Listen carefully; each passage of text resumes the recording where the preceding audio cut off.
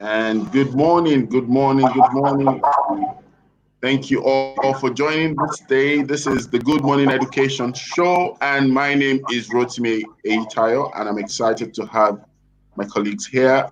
Today is going to be a great day, and just as it is in every episode, I'm excited that you're here today with us, and I believe that it's going to be an awesome time together. So without wasting more time, let me call up my colleagues and then we'll say good morning together. Titi, good morning. Good morning, everyone, on the Good Morning Education Show. You're all welcome. Good morning. And then, of course, Dr. Prophet Jude. Good morning, team. Good morning, Titi. Good morning, Mr. Rotimi. Good morning, Safety Check. Fantastic. I thought Eben was around. Just. Yeah, I think he's going to join in. Maybe the network. Awesome. Okay. Safety Check, say something. We want to hear your voice. Good morning, sir. Good morning, June. Good morning, Mrs. Adelsi. Nice to be here. Good morning to everyone watching us this morning. I suspect your smile. There's something behind that smile. Did you get some alert before the show? Let's know. Have you been sponsored? Please direct the sponsorship to my account, not Safety Check. Titi, please let's investigate, or we report to investigate. Yeah. It's great. Yesterday was fantastic, and I believe today is going to be a lot more interesting. We have a very hot topic, and let's just welcome Rokia Posh. Good morning. How are you today? Good morning. I'm well. Good morning. I need to see the posh face. No, today she's copying me. She's copying me. Dude, I'm not copying you. I'm not copying you. I don't even want to do this, but you know, from our graduate. I don't even want she's Rocket Posh has a game face on, that profile picture saying like, I'm taking up prisoners here. No. Eben, good morning. Good morning, Mr. Rotimi. Good morning. Okay, so it's like it's a creative day not to show your face. All right. Good morning, everyone. Thank you all for joining. Thank you, the excellent teacher, for joining. Thank you, Abigail Solomon. Thank you, Chidera Amuse. Thank you, Godi Ofidel. Thank you for joining. And so we're going to go straight into the business of the day. Um, and the way we're going to take this is that I'm going to ask us questions. Rhoda, how are you? Good morning, Rhoda. Good morning, good morning, Mm, good morning, good morning, everybody. Good I morning. like I Morning. like the look. It's the Good new morning. curriculum. Ah. I like that. it's the new Oh. curriculum.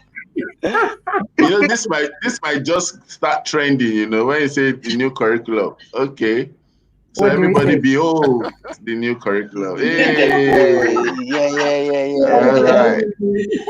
Okay, Jude. I think Jude, Eben, Yeah. and I might decide to go and wear wigs since the ladies are on makeup. I I was telling Rhoda yesterday.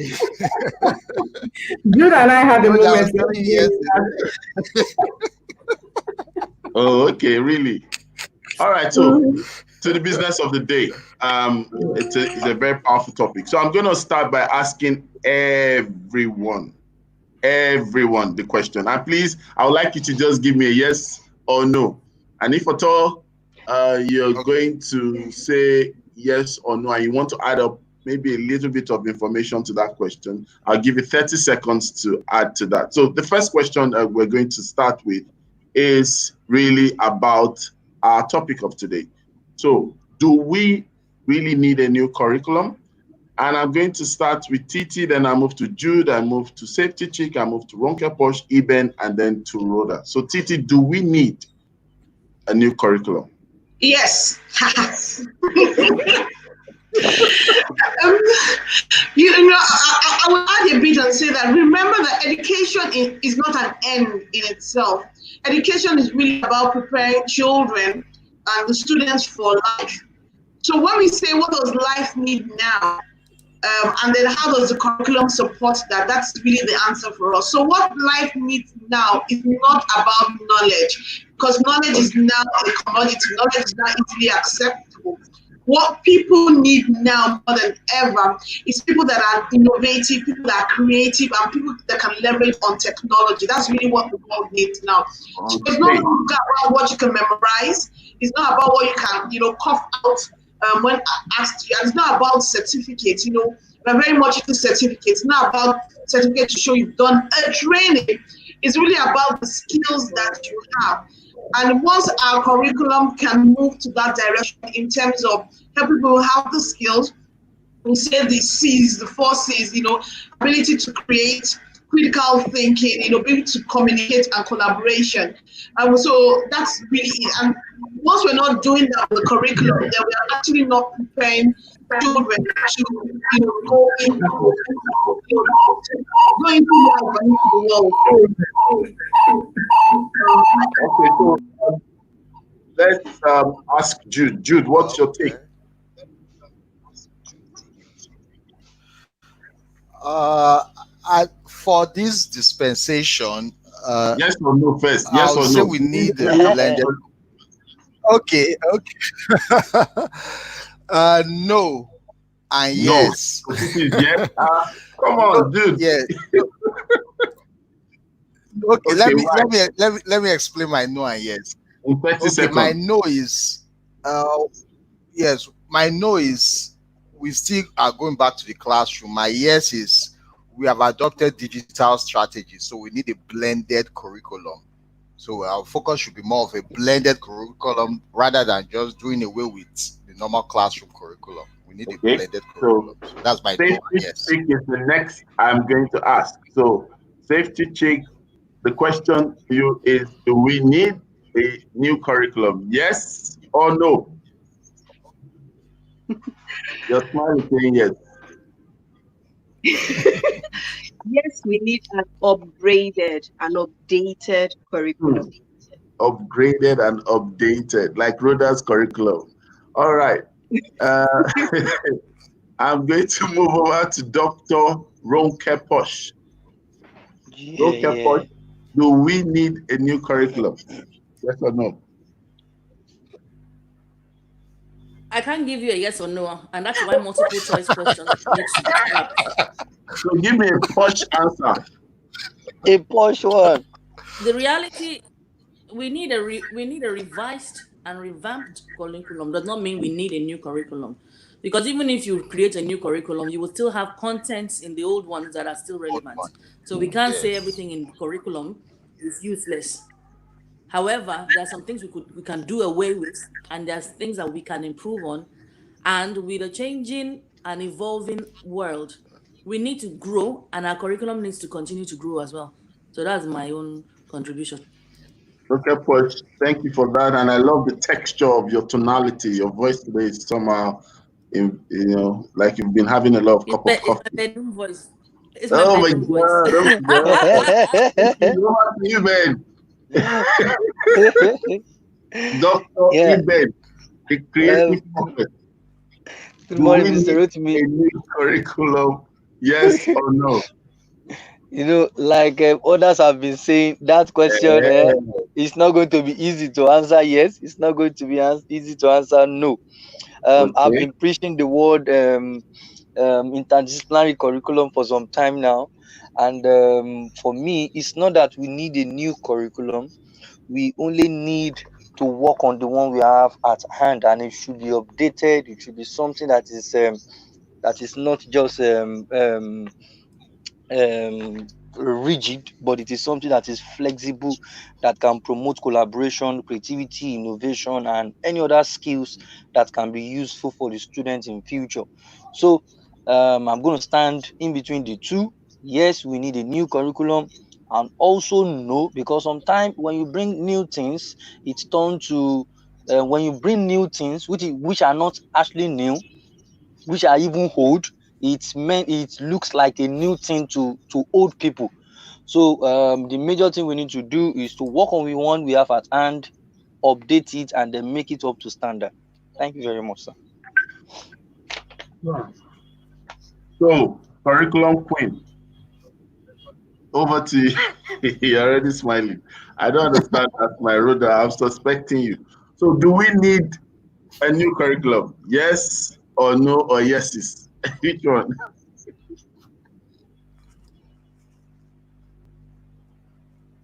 Okay. So that's a place where Sorry, we can. Rhoda, just start again. We didn't get you. It was on mute. Oh, I'm sorry. Okay, so yeah, let me put it this way. It's difficult for me to say yes or no, but I'll try to be emphatic. I think the challenge we're having with this question is of definitional issues. What is a curriculum? And that's where we are. And so as someone who has played, tinkered, and done deep dives with many types of curriculum around the world, from South Korea to Finland to Japan to Vietnam to UK. Believe me when I say, please don't attack me when I say what we have is not a curriculum. What we have is content. We have content. We have something at best I would call a scheme of work and a framework, not a curriculum. If you investigate the different curriculum around the world, you'll just see that it is lots of things. So there's the process for curriculum. For something to be called a curriculum goes through four major things. There is the content, there is the input, there is the process, and then of course what the outcome will be. And so that's the challenge that we're having. So do we need a new curriculum? Maybe we need a revised content, but what we have, in my opinion, is not what you would definitely define as a curriculum. So I'm struggling with giving it a yes or a no. But if I was to choose one, I would say yes, but let us have something revised. It's not to change the content. No, we have never had content problems. That's one thing I keep saying. We don't have content problems. We just have process problems, outcome problems, and of course the inputs problems. So that's where the issues are. Okay, so I'm going to use that answer to catch you. So, to what extent is the written curriculum obligatory? It's a guideline. I mean, even the NERDC will tell you like this is the stipulated. These are the content that you should cover. And truly, you should. When we say the question of obligatory is something that we should definitely cover the content. If you look into the content itself, you will see that there's nothing essentially different context-wise when like on a content outline-wise, right? When you want to teach mathematics, everybody's teaching algebra, everybody's teaching fractions, everybody is the same. It's like it's not necessarily essentially different content outline-wise. right? So is it obligatory? Yes, you should definitely teach it and teach all of it. Because there are standards that there are high stakes exams that follow, so you must do common entrance, you must do junior WAEC, you must do WAEC, you must. And because if you don't, then you're not equipping the child, to pass through stages in education. So it is obligatory, but it is not that you must stick to that obligation alone. You can extend. All right. So, Mr. Jude, there's always a prophetic Yep. angle to some of these things. Do you agree? Yes, there's a prophetic angle.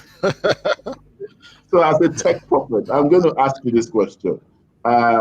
What Okay. level of detail do you think is demanded of our curriculum, given the purpose and audience? What level of detail? Will you mean detail with implementation or detail with policy? Let's address it from both implementation and policy. Okay. For policy, there's already a big detail stated, and I'll read from the World Education News, their website. It said that's for elementary school. Elementary education covers grade 1 through 6 as per the recent UBE, that's Universal Basic Education Guidelines, implemented in 2014. The curriculum includes maths, English, Nigerian languages, religion, and da. Then what strikes me there is we are supposed to for grade 1 to 3, we are supposed to teach indigenous language. So there's a detail there which we are still missing. And in normal schools, I don't think we teach indigenous language as we teach it anyway, but it's not as detailed as they require from the said curriculum. So I don't think the level of details maybe it's like a rubric. I think it's more of a rubric, if I'll call it that there's a high standard, and yet we're not even meeting our own standards or what we are set to be our standard. So the level of detail is still less than average, if I'll say that. Level of detail is still less than average in terms of implementation and in terms of even policy makers reviewing those details and making it applicable to what we have in real time. Thank you. Okay, so I'll move over to Eben. Eben, are you there? Ebenezer, are you there? Eben. Okay, he's there. I can't hear. Okay, I think his mic is muted. Eben, can you unmute yourself? Yes, I can hear you now. Sorry. Okay, so I would like to ask you this question. What should distinguish a school?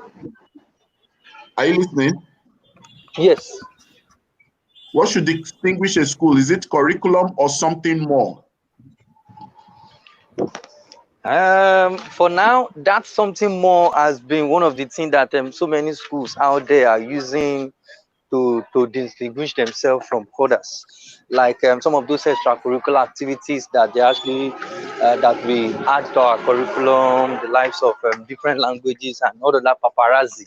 Although some of those things are not actually needed, like what Jude actually read just now, Lagos State have been trying to put that into place by compulsoring Yoruba language for every Wednesdays in school.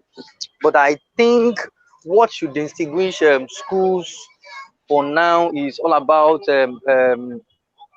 how innovative they can actually manipulate their curriculum to be able to, or the curriculum to be up to standard.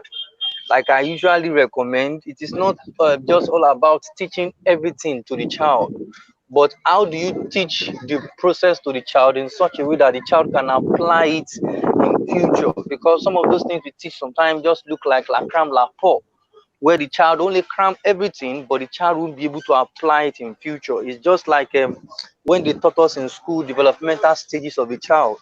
And some people cannot even put it into reality in the classroom, seeing a child. But by the time they tell them that you come and write it as exam, they are going to score 100. But to actually put it into reality, that means the explanation, the methodology, all those process of teaching is are not actually being followed. So what should distinguish a school is how innovative the teacher and how good they can interpret the curriculum at hand. All right. That's a very good point you made, Eben, because looking at just what you said, it's a bit it's a bit of our own reality where sometimes we try to create something the need for compliance, and then at the same time, we just find out that it's not as if it's going or cutting across. And that's why we really need to answer these questions to our teaming viewers out there who probably will need to, ask us or probably are looking for answers. You've already been able to help us nail that on the head. So I'm going to ask Ronke Posh the next question. And that question, I believe, is something that from your perspective of a school owner, how do we explore improving the curriculum? I'd like to know your thoughts. How can we explore improving the curriculum?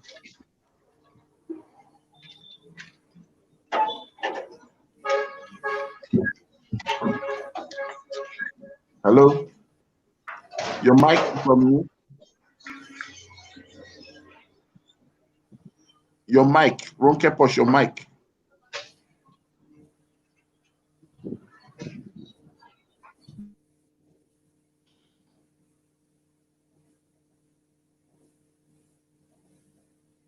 Hello, okay. Maybe I should move to, or can the others hear me? Can you guys hear me?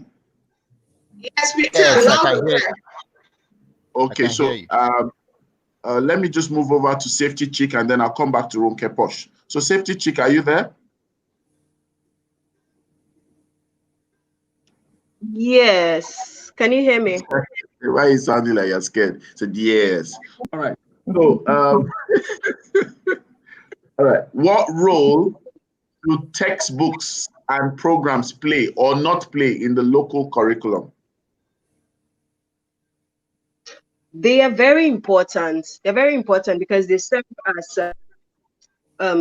learning tools that can be used to make learning easier and more accessible to children. So, for example, there might be things that may not be completely taught in class, or some aspects might be taught, and the children should be able to do some research by themselves, right? Have access to more in-depth material aside what has been.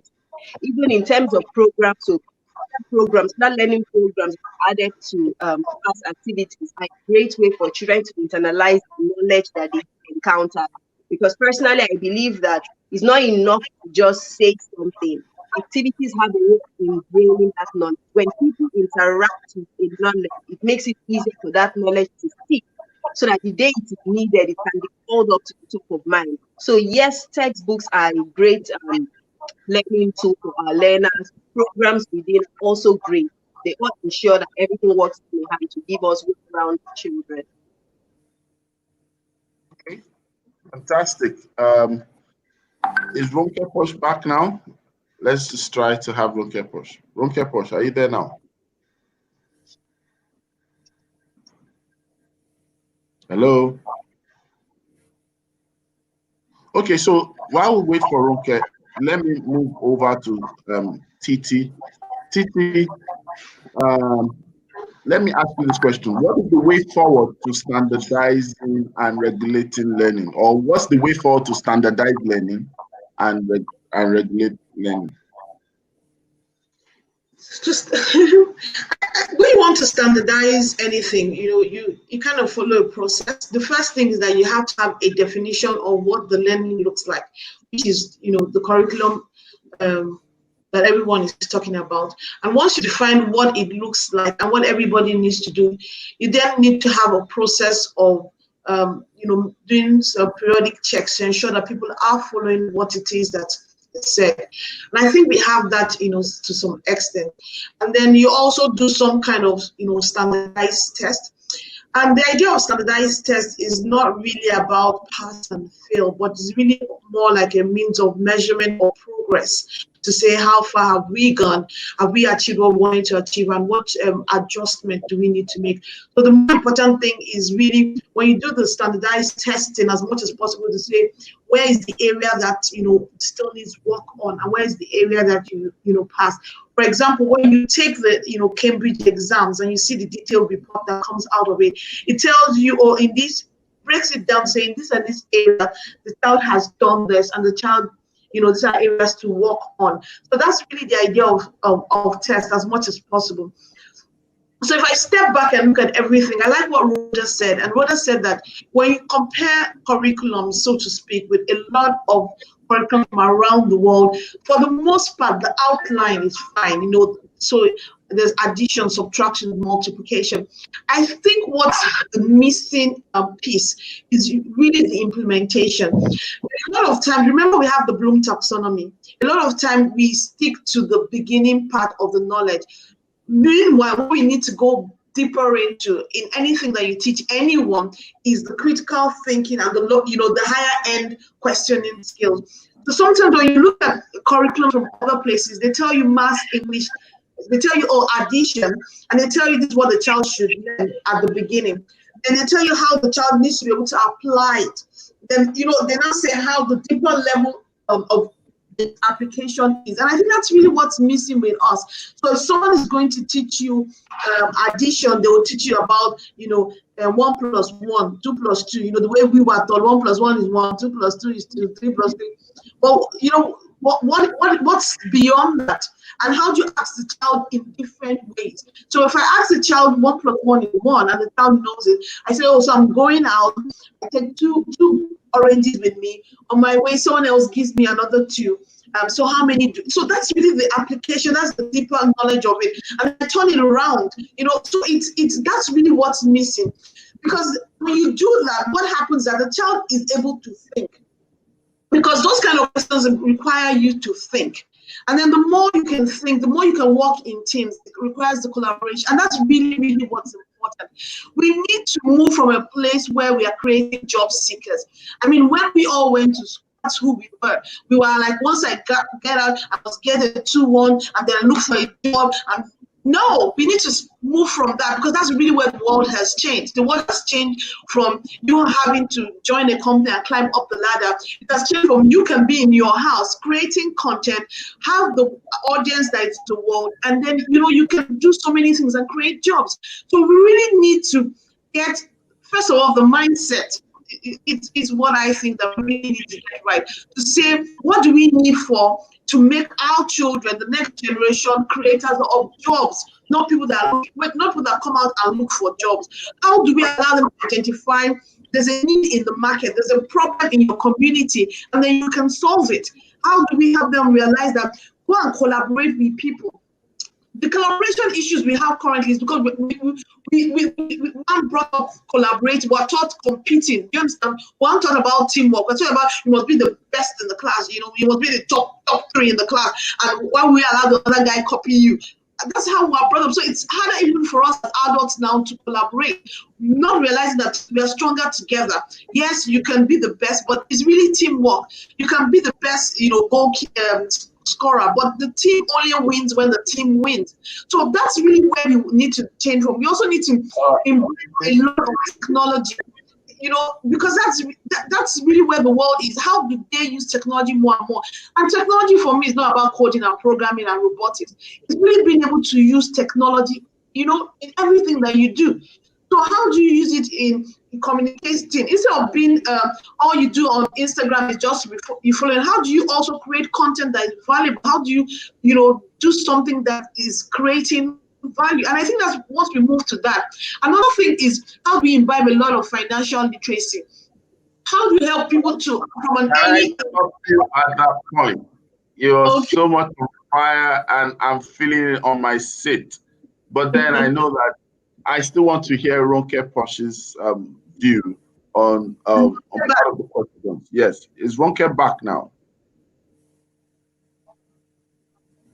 If Ronke can hear me, the question is, how do we explore improving the curriculum? So I really want to hear our thoughts on that. Ronke Posh, can you hear me now? Oh, I'm afraid. Okay, so let's Titi, don't lose that thought. I love the fire. I want. Well, sometimes you have to regulate the heat, or the same fire that cooks can get you burnt. All right. So I'm going to go straight to safety chicken. I'm coming for you. You can't escape this one. But I want I want to go to, let's bring Eben back. There's a question I need to ask Eben. And please, Rhoda, sit pretty. Your question, I'm serving it hot as well. So let's ask Eben. Eben, are you there? Dr. Eben. Okay, Eben is not here. All right, so let me ask Safety Chick. What is the most rewarding aspect of a nation's curriculum? When that question comes to you, what do you think is the most rewarding aspect of a nation's curriculum? Okay, so this is what I have to say about that. I don't want to say that there is just one aspect of it that is the most rewarding. I think that all of the aspects working together is what is going to, make the experience, the entirety of the whole process rewarding. And if we have that in mind, that all the aspects are important, it helps to ensure that each aspect on the journey to creating that beautiful curriculum that is going to impact the lives of our learners positively is treated as equally important. So from designing to implementation, they are all important. If we give one more significant than the other, it's going to make some balls to drop. And we do not want any balls dropping at this point. If we do a really beautiful design and we take it through the whole process to implementation, it's all going to be rewarding for us. So it's the entirety of it that is rewarding, and not just one aspect of it. So that's what I believe about it. So the entire process must work together, must work together really to ensure that we have a rewarding experience for everyone. So I mentioned something yesterday about sometimes it's a disconnect from the top to the bottom. And that's because sometimes we think it's all about just putting out the document. It's not just enough. Putting out the document is amazing, it's fantastic. But also ensuring that what is within that document is implemented across all socioeconomic status. Because we don't want it being implemented in some kinds of schools and not being implemented in some other kinds of schools. It should be implemented across board. So I believe that all aspects are rewarded to be treated with that significance, because when everything is done that way, to give us a totally rewarding experience. Okay. So at this point in time, I'm going to just take one or two comments from our online audience just to appreciate them joining us and also giving us their own contribution. So we'd like to thank the excellent teacher. We'd like to thank Abigail Solomon. Thank you for joining. Chidera Muze, thank you for joining. Godi Ofidel, thank you for joining. And we'd like to thank Dayo Amusu for joining. We'd like to thank the Glory Garden School Abeokuta. Thank you for joining.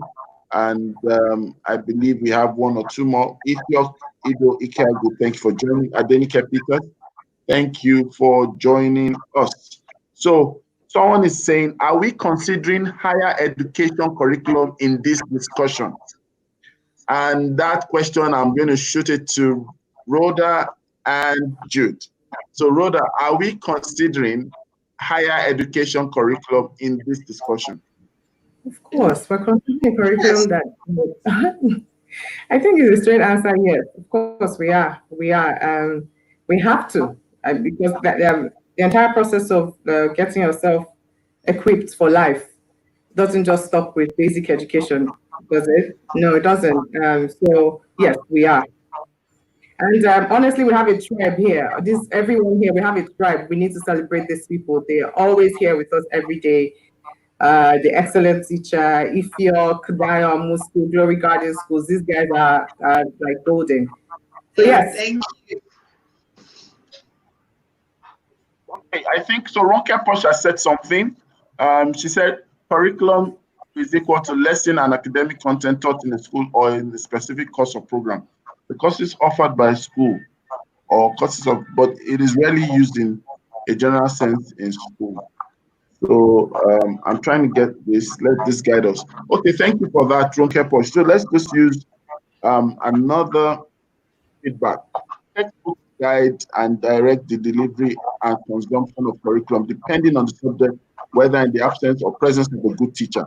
It is a vital teaching aid and most children and most children's first exposure to studies is with using textbook. And then this one, Atiti, the excellent teacher is saying Atiti Adeusi, we teach people to go to school, make a 2-1 and get a job. That's all. I'm feeling it. There's some fire. You see, Titi, I told you on fire, but don't cool off, don't cool off. Before we go, we're going to bring that fire back. So, Rhoda, since you're still on board, permit me to ask you this question. Yeah. Rhoda, are you there? Yes, I am. How will best practices and research-based approaches to learning be designed into the highlighted curriculum? That's more or less into integrating the curriculum. How do we have that? I mean, the question is about research and best practice. Basically, how do we integrate those two, right?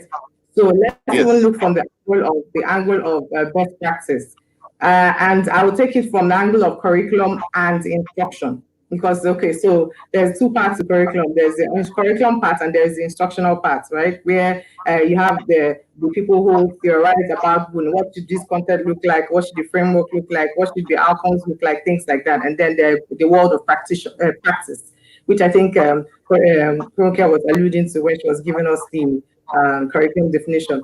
And so in the world of best practice, when it comes to instruction in itself, and which is what should be infused into the curriculum, there's certain things that we need to, the entire thing is around outcomes. I think the bottom line question about curriculum at all is the outcomes, right? So what are the outcomes? And for us, there must be contextual reasons why we want to follow and why we want to redesign or revamp, or in our own world, we say we conceptualize curriculum. So what is the outcome? Right? The outcome is that we want children to, look, there are countries that have 100% literacy rates. 100%, right? There are African countries that have a higher literacy rate than Nigeria. So the question about research should now then direct how we design, or how we design what's going to be in the curriculum. So, for example, you want to be able to demonstrate that there's instructional balance in learning, that their children are taking what they need to prepare them for life. And if they need to be able to read, comprehend, compute, there was some there was a research I was part of. In fact, let me put this way: I joined a team that did some research, and in doing that research, what they found out was that simple primary 2 mathematics, right? A primary 2 mathematics, that we were seeing only about 20% of children in communities around us that could attempt it, and we're talking about children. We're not talking about an age group. Like, we're not talking about a specific age group. And so if we're seeing that over 40% of primary 6 children in Lagos State, from another sample study that was carried out, cannot attempt to read a primary 2 passage, then that research should then guide what we design. And we say, so what should be our focus? Are we having too many subjects when it comes to our instruction? How many hours should be dedicated to improving literacy rates? How many hours should be dedicated to improving numeracy rates? And so what do we even know is best practice? Because best practice is that, okay, at the end of the day, we want to make sure that the curriculum is relevant to current times, right? That the children find themselves to be resourceful. So is the curriculum digital literacy compliant? Because we often talk about the curriculum for future world of work. That was a very nice phrase I use all the time. But I looked into myself and I asked myself again, even the curriculum for today's work, are we implementing it? Curriculum for today that we're speaking, we implementing. So best practice lies in outcomes. I want to take this same not topic, permit me to say. I want to take the same question to Titi. Titi, I want you to add that fire that you were speaking with, because we're on the same tangent, right? Let's get this clear. How do you say best practice, because brother was saying, what do we even mean by best practice? How do we measure? And a very good point brother is making is that, okay, so we are talking about future of work. We're talking about making curriculum relevant to the future of work. The current state of work, or if I'm correct, Rhoda, correct me if I'm wrong. Current work. World of work. So the Yes. current work, Titi, take it away. It's so on point, because in the end, Rhoda said it's about outcomes. And someone that earlier asked, are we talking about curriculum in primary or, and I just want to use 3 examples to buttress my point. I went to school, we studied computer science, we didn't have computers. Okay? Wow. And I came out to the second class upper. So it's not like, we didn't have computers. We didn't have computer labs. So that's the first thing, okay? Let me not say the... And when you have it, they will write on it, do not touch. Secondly, second example. Secondly, I finished school. I started working in a and about 5 years after I started working, I met an ex university classmate of mine. So maybe like 5, 6, 7 years after I started working, I met an ex. She had been looking for a job. She had been looking. She wasn't like a dollar in my class. She had been looking for a job. She only then finally got a job a year ago as an assistant teacher in a primary school somewhere in one outskirt of Lagos. And in my mind, I'm like, 5 years of looking. Why? Why are you looking for 5 years? Because our mindset is not that way. We are not created to solve problems. We are created for people to just give us something, then we are foot soldiers. You could have done anything. We have that mindset. Another person will go to school and say, I don't want to be like my mother who sells amala. My mother sells amala. But the mindset should be that you can go to school, get the orientation that can allow you to make your mother's amala joint become a multi-million-dollar restaurant, because you have now the critical thinking skills to see that your mom needs structure, your mom needs to standardize her recipe, your mom needs to bring in investment, your mom needs to, and that way you help your mom business increase and create more jobs for people. That is the mindset. Or you are a plumber. Our plumbers these days are artisans. But look at plumbers in other countries. There are people that scientifically can tell you, the science behind the plumbing. That's what it is. And help your plumbing, be right and say, oh, madam, even though this is what you want, but the science of the pressure of this and this and this, and so you have better plumbing. But that is really what, education needs to get to solve today's problem. The reason why your artisan is not a good artisan is that he doesn't understand the math of his business. So he told you, Mr. Rocky, I will help you do this thing for 3,000 naira. And then he doesn't collect your 3,000 naira. Use 500 naira to go to the market to buy the thing. Buy the thing that 2,000 naira comes back, does your work for you, and now realize he's not made any money from it. So you now decide, okay, no, let me buy inferior product for 1,000 naira, and then within a week it's back. So there's all that thing of, even for today's work, even if you don't have technology to read, even just the mindset to do today's work, the reason why we need, the addition and the subtraction and how to apply it to today's life. Your children cannot write. They don't have the level of literacy. So when it's time to apply for a job, it's a problem. When you look at CVs, some people say, I'm looking for a job. The reason why they haven't got a job is that when I just look at your CV alone, the typos inside your CV, the formatting of your CV, I'm like, this person is not serious. And then I meet a lot of graduates, and when we try to do interviews, the person has a 2-1. But apart from that, the person is like an empty barrel. When I say, tell me about an area where you showed problem solving skills, the person does not have it. Because maybe all the person did was they went to school, went for lectures, cram. So when I say problem solving skills, I'm not saying God give me problem solving skills. It can even be in your house. I helped my mother. My mother did this is what I did. This is what I did. So that's really the size of the issue in the curriculum, so to speak. We are not preparing people for today's work. I don't want to talk about future work. Today's work, to get a job okay, or to create a great Pretty, you know, I have to play the role of the fire service here. So if I allow you to burn that room, you know, so Jude, are you there? Yes, I'm here. I'm gonna ask you this question, but I want you to please answer the question probably in 60 seconds, right? Okay. And that question is, what are the key deficits of current teaching assessment or assessing student engagement as well? What are the deficits you've noticed in teaching, assessing, and student engagement? Very quickly in 60 seconds. You know that's not possible, but I'll try my best. Okay, for teachers or for teaching, the current deficit is we are not seeing teachers as researchers, or teachers are not implementing researches they find worldwide. My point is this: every teacher is supposed to be a researcher, right? Every teacher is supposed to improve on what they came out with from college or from college of education. But you find out today is teachers almost wait for schools to train them without even actually doing their homework to research. And even when you train them, they don't even implement what you train them on. So it's a kind of sad thing. And like Titi will say, they are always looking for certificates.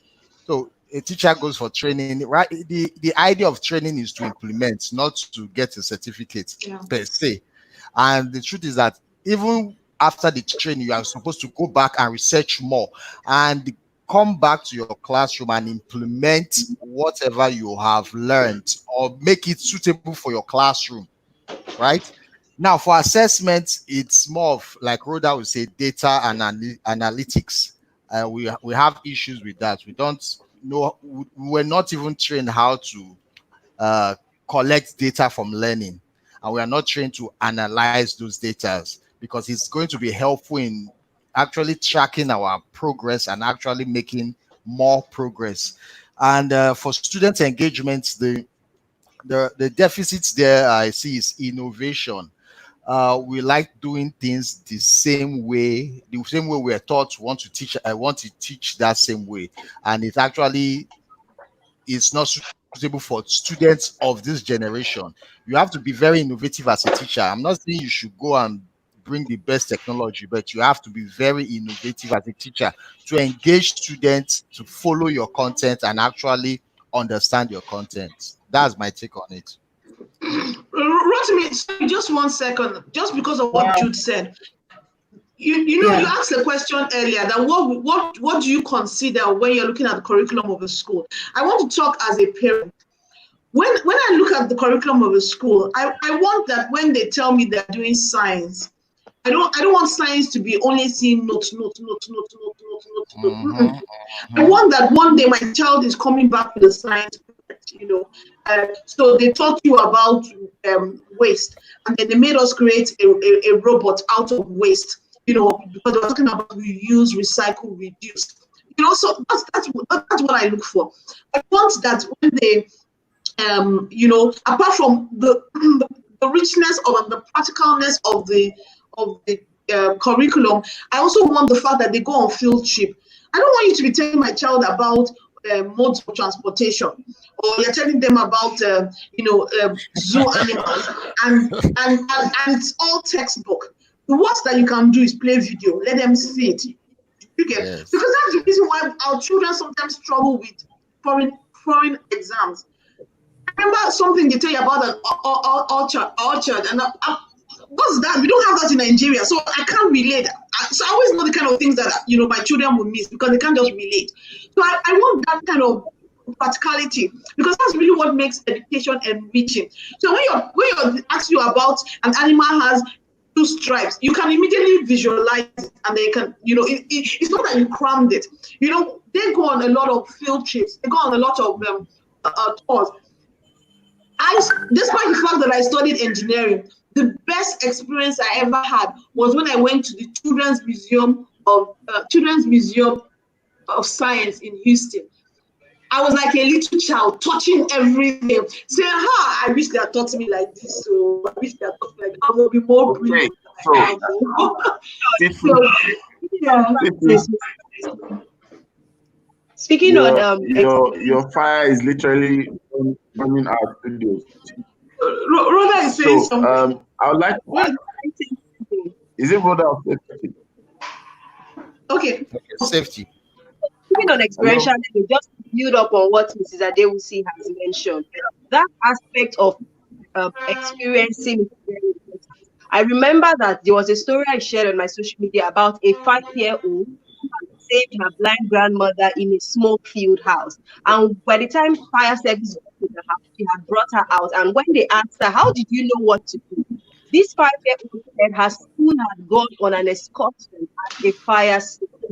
So you see, many times we just do just the aspect of things. We try to avoid the practice, experiencing. But those things are a great way to make the child internalize what has been taught. So I just had to add that aspect.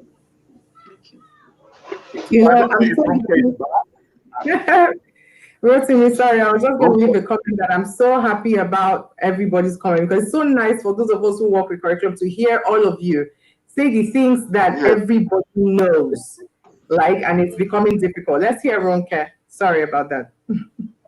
Ronke, are you back? Or Rhoda, could you help me ask the question, just in case if she's not getting my audio? I'm not even sure where to pick up from. Okay, she's back.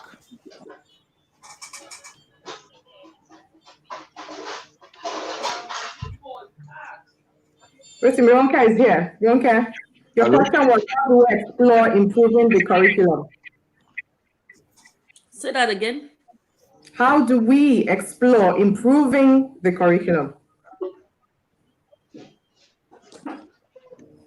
Okay, like I mentioned earlier, I don't necessarily believe that there's a challenge in it. It's just making it more interesting for the children. Montessori says, for example, that the work of a child is play.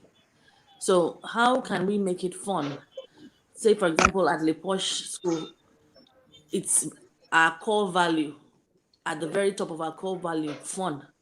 When the children come to school in the mornings, even before they go into the classrooms, they play. That's the core for us. So how do we want to implement? In playing, they're learning. In exploring, they're learning. So to improve that curriculum, I will suggest that we just make it as interesting as possible, given our own climate, our own demographics, our own environment. What is it that we have? What do? We don't no longer play in the rain, for example. Our children don't play in the rain. So if it drizzles, the children are on the playground, we're rushing them inside because we don't want them to catch a cold. I lived in the north, in Kaduna, for most of my life. And we played in the rain, we cut leaves, we made moi moi, we made eba with clay. And I can't forget all those things. Did you catch as cold? Simple as they were. Sorry? Did you catch cold? I did not catch it. I can't recollect catching any cold. And if I did, I don't think it was anything life-threatening. I'm not sure. Ronke, a quick question for you, please. So I love what you're saying in terms of infusing play into learning. And that's in the world of the ECD, early childhood, lower primary or primary, and even up to secondary. But my quick question for you is, in the existing national curriculum, do we have the play in it? Do we have play in it? In which curriculum? In our national curriculum. Do we have play in it? Yeah, yes. Nigerian curriculum. The Nigerian curriculum. Yes. Yes. I don't think there's a lot of play in it from what I've seen, but I don't use it. We only use culture in the Nigerian curriculum at Le Poche. We use the British curriculum. That's why we need a new curriculum, isn't it? Sorry?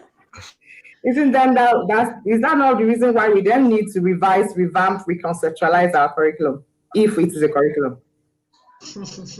It's a curriculum because I'm of the opinion that the curriculum is content. It's content and more. So definitely it is content and more. Yeah, and more. Yes, I like that. So and more. It's how it's how we just need to revamp it. That's why I keep saying that I don't think we need to chuck it in the bin. We just need to revamp that curriculum, make it richer. How can the children play? Because it doesn't have to look like the British curriculum. We can just use what we have around us.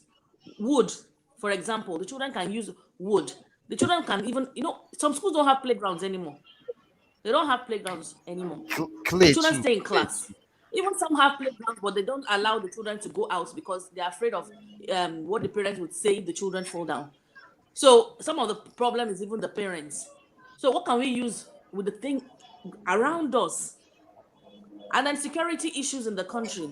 There are many excursions that I would love to take my children to at Le Poche School. But however, I have so many children that their parents are afraid, and I myself, I'm afraid to take them anywhere. There's a time that my eye was on the Obafemi, this library in Abeokuta. I really want to take the kids, but I started thinking, oh, people said, oh, I need to take policemen, escorts, this one, gunmen, la on the bridge that will kidnap them. And you know what? By the time that ran through my head, I gave it in. But taking my children to Abeokuta and they're looking at everything on the road, buying bread on the road, that is the Nigerian experience that I won't trade for anything. But guess what? Our children are deprived of things like that because there are security challenges in the country. So the country itself is fighting against itself. It's hostile, like I like to say. It is very hostile. So it doesn't help our learning in a lot of ways. Thank you so much, Ronke, for that question and that response. Because even just imagine where then the curriculum gives you opportunity or stipulates opportunities for you to do more, where you cannot explore going physical field trip, and of course that's because there are security concerns. And then what if the curriculum is not able to tell you what other options you have? And whether you can do it or not is not the point, because it will be a cost question for some people, it will be a structure question for some people, whether you are able to do a virtual field trip, collect videos, have an adult who can, actually go and have the experience and then record it and play for the children and whatever, all of those. Imagine that the curriculum is able to do that. One thing that is missing though, it's why I often say we don't have a curriculum is because when you look at what curriculum truly means, you see that it must always be tied to national standards. So what's the national philosophy on our curriculum? What's the philosophy? What's the philosophy? What's the standards? When we talk about standards, if you look even at quick examples of the British curriculum that Wonke had mentioned, which, by the way, ours was adopted from, you'll find that there are national standards. So you know what a primary one child should be able to achieve with every concept that is taught in the classroom. There's a standard for it. So if it's like using a sentence or maybe in grammar, the child is supposed to be able to use all their punctuations. Then the national standards will say to be able to write a simple sentence. And then they will now say to be able to use it in communication with others. So there are the outcomes. So if our curriculum just needs to be outcomes oriented, and we need to now ask ourselves, and it needs to be defined as who is a Nigerian? What do we want the Nigerian to be after basic education? And then we map back from there. Yeah, very well said, Rhoda. I completely agree. This conversation is Yeah. Ibe, you are saying yes that you are hiding, or yes you are here. I'm not hiding. I was even thinking you said Ibe. I say yes. You are the hidden curriculum today. Oh, I can actually, I have a lot of thoughts around curriculum. I've been advocating for a practical curriculum for some time now, and I've been also practicing that in a place I work with children, where I actually been telling them that it is not just all about teaching of science and teaching of math and English in the classroom by writing on the board or by the teacher talking in the classroom. Some practicality can actually be added into it. So that is why I decided to connect my own curriculum with their curriculum in the classroom. So whenever the children, like now, if they are done with fraction in the classroom, whenever they come for art as an art teacher, so what I do is to actually bring out practical out of the fraction. So at the end of the day, we work with a circle fraction. We cut everything into 1/5, 1/2, this and that.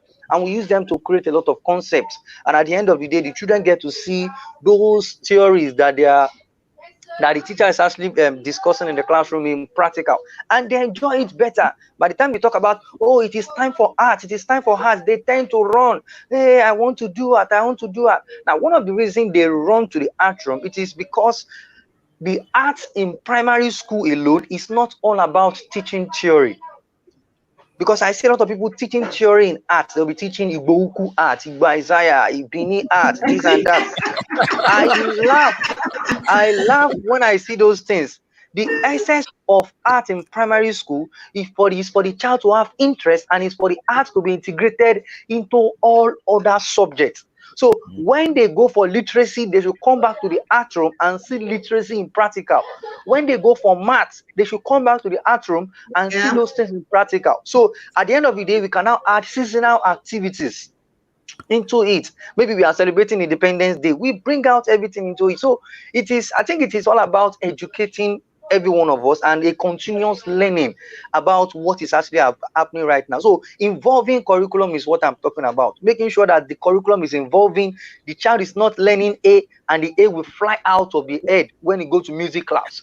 When the child gets to music class, that A should be taught in music, so that at the end of the day we can address all multiple intelligences. So kinesthetic and learn in another part of in another form when it gets to another type of, it is broad. Even I think the fire has moved from Christy to Eben. I think the fire has burnt your lens, so you can't be seen. It had a way of amplifying a fire. And we have safety chick in the middle. I don't know if our extinguisher can reach us. So I want to practice safety consciousness. So let me move away from you hot speakers and move to our audience online. I think their fire is controlled from their end. We're having fantastic comments from our audience, and we would like to appreciate you, just like Rhoda said. And I think maybe tomorrow we're going to give out gifts to our audience. Yeah. And guess what? If you know someone that knows someone and knows someone that might find this interesting, you might just walk away with $1 million tomorrow. Who knows? Who knows? Who knows? Yeah. Las Vegas, Nevada. Put me, prophet. Yeah, I did not say $1 million. All right. You said million. I said you might. You might. That's there's a might curriculum in this. All right. So let's just read some comments. Abigail saying, yes, a new curriculum with content reflects the requirements of the 21st century. We have someone saying, thanks, Rhoda. That's Ethiop. Thanks, Rhoda, about the curriculum supports. The curriculum should support sustainable development and growth and at different stages. Yes. Okay. Eben, read the comments. Let not be myself in it. Eben, read the comments. So we have. Okay. Could you read the comment out? I feel like turning my first class certificate. I feel cheated. Our educational system in my option is a scam. Our educational system in my option is a scam. If you need a job, I can give you a job. Don't worry. You don't need to I think she's right. She's right. Sometimes I also look at that also sometimes that what I've been taught in school is scam, because sometimes whenever I do a lot of research, I just see some of those things that have been taught online have been taught in school in another form. And some of those lecturers sometimes they will still be bragging as if they know it all. There was a time somebody that is now even the fire is on again. Let's take it to the audience. Oh my God. Oh my God. I wish I can say that particular thing.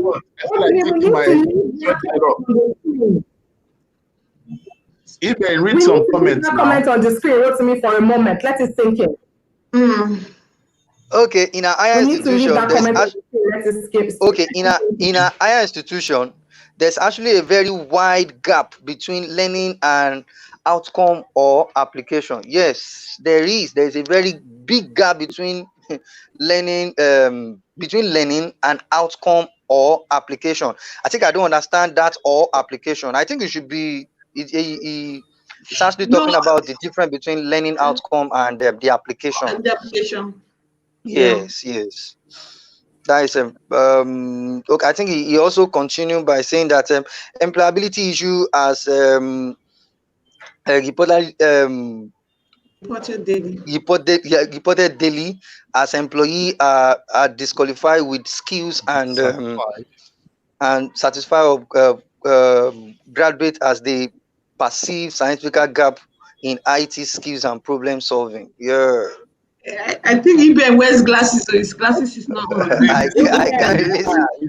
I'm using phone today. Could you read the comment for us so that we can bring the curtains down on the show today? So Gochi, just quickly the comment. Gochi, please. Yeah. Favor says if we focus on the explicit curriculum and neglecting the implicit curriculum, like incorporating life skills into our curriculum. Okay, I think she omitted the word. It's supposed to be, it's like we all focus. Anyways. Okay, so yes. Move on to the next one. Ini says, good morning, everyone. It's good to be here to learn and relearn. Very important, learn. Ifyok says, continuous professional development, research, innovation, develop your content. Excellent teacher says, teachers are supposed to be problem solvers, but sadly, most aren't. We aren't trying to solve problems. Okay, I've read this one already. Yes, it should be revamped. The curriculum should be modified. My daughter saw termites the other day and ran for her dear life. We are gradually losing our Africanity. Aisha saying the curriculum should be more practical. Yeah, I agree. Art should be integrated into all subjects. That's from Eben. Ini says a major on point Ronke, fear of the unknown. I'm sure that was with regards to the security issues on the way to a few trips. Excellent. Okay, no learning is calm. Okay, yes. So Mrs. Posh is explaining that there's no learning that is a scam. Buddy says it's really fun today. I enjoyed all your contributions. Thank you, everyone. Abigail says, I wish the motivation. Okay, that's down. I wish the motivation Mr. Ritmi mentioned for participants of this show is fully incorporated in our Nigerian schools, and the grading make no impact on the process of students. All right, so no more comments. It's like the audience too on fire. Go to the comments from the analyst. The audience is on fire. Ladies and gentlemen, let's leave the fire. There's a nice comment from Goddy, and he says higher institutions should partner with their host community industries to teach students and engage them in practical activities. This exposes students to the current technology in their field of study. So really wonderful. The audience is on fire too. Can everybody hear me? Yes, I can hear you. Okay, so the issue that we're facing is, I'm so happy today because I feel so blessed that a lot of people do know what the concerns and the issues are around our curriculum and otherwise, curriculum. But the thing is, curriculum must meet industry. Curriculum must meet the times, the world of work. Curriculum must also get people to self-sufficiency, and then curriculum must lead to national development. Those are the four things that must happen. And if what you're teaching in the classroom does not help somebody to develop self-sufficiency, does not allow them to be creative enough to be able to design and use their life in a way that is functional, but does not add to the national GDP, and it's rather it takes away from it, then that's the problem. So curriculum must meet industry, and then there must be that collaboration between what we do in the classroom and what the child's expected to do when they leave a classroom. Rhoda, that's so profound. Please repeat it again. Those 4 points. You need to I like that. So somebody has on the screen. Curriculum must meet industry. It must meet the world of work. Yes, it must meet self-sufficiency, and it must of course lead to national development. So that's exactly those 4 core things And then, of course, self-sufficiency means that you need to be creative. There's a lot of legs to that. You need to be creative, you need to be innovative, you need to be digitally compliant. The curriculum must be inclusive. I can't live here without saying that. Is our curriculum inclusive? That's a big question. So that's why that we can lead us to answer if we do have a curriculum. Yeah. Awesome. I think there should be another day that we should discuss about this curriculum again, because this 1 hour is not enough at all to me. 1 hour is quite too small for us to talk about this matter, because this matter is a very big matter. We're going to have a part. This matter is a very big matter. Even Yes, you are sir. on fire. You are on fire. Go and jump into the lagoon. You're on fire. Can I just add something? So there's something one of my friends used to say in the University of Ibadan. She always said, the town must always meet the gown. Many times. We have to go. These schools are getting scary. The matter of the matter, the town of the town. Brother is lyric. Where's your lyric? Dude, my curriculum. Okay, yeah. Let's finish. We need to start rapping about it. Finish your lyric. It's Yes, skill-based curriculum. That's what we need. Skill-based curriculum. That's what we need. Yo. Okay, Titi, can you still rap? Way that they are rapping in this. It's a rap edition. I just like that the gown must reach the town, or the town must reach the gown. If you're in the village, the rapper must meet the waist. Rotimi, on this note, we have to say bye-bye, All right. So, okay, Paul's last words. I'm really sorry, everyone. It's been a challenge for me to hear, so I pretty much was using YouTube as a. Thank you all. I'm not even sure, because I'm not really in line with the conversation, so I don't know where we stopped. Yeah. But let's just do our best to make the curriculum better. It has a lot of content, and as much as we can, we should do our best to ensure that it is implemented in unique ways. All right, thank you. And on that note, we will be drawing the curtains to today's edition. We are going to be here tomorrow, and we have another fiery topic, and we're going to be speaking fire from all the leaders. So, ladies and gentlemen, ensure that you invite someone, share the word, like our page, like our channel, subscribe to our channel, visit Rhoda's page, Rhoda's channel, OK Posh, Safety Chick, Eben, Jude, and Titi, and ensure that we continue the conversations. Thank you all. Make sure that you do something with what you've learned today.